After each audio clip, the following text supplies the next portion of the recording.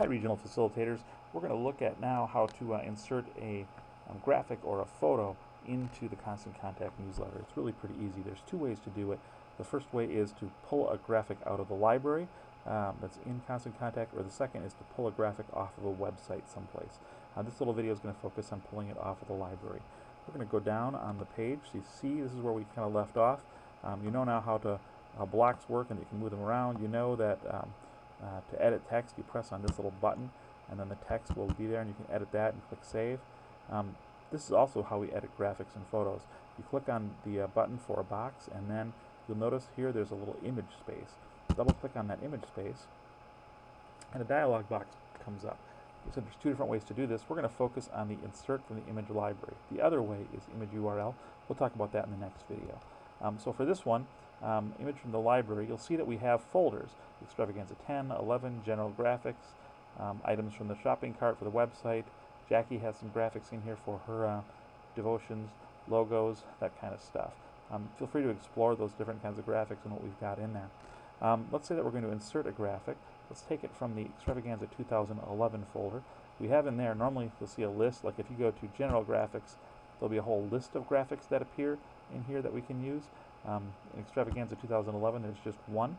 So it's the Oasis logo. It is a PNG file, which means that the surroundings of the logo are transparent. There's not a white block, so it kind of fits nicely into a page and looks pretty smooth and seamless like it's supposed to be there. First thing we're going to do is resize it because it'll be probably too big. Yep, you can see that's what it actually the size would be. So we're going to shrink it down. We're going to make it just say 15% of what it is now. You have to play with that and guess a little bit to see if you make it fit. That's about right for that size box. It makes it about 120 by 119. Typically 100 to 120 is the width of a graphic in an article like this. You click on Save Changes, and then you'll open this box a little more, and you'll see that there's a space to write a description in, and there's a misspelling. Let's fix that.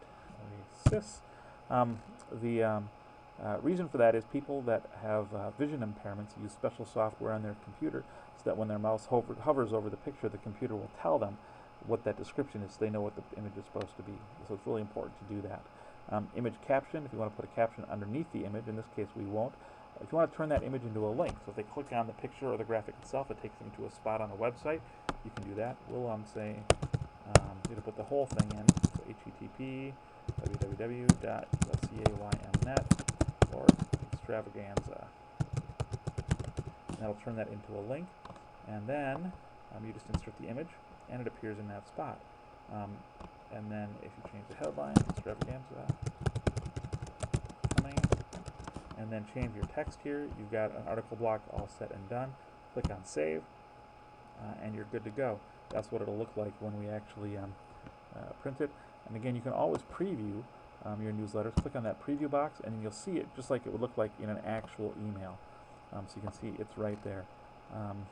And then to do any editing, I always forget this, you have to go back out of preview. You can't edit from within the preview mode.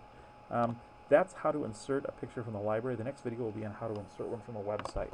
Thanks, and have a great day.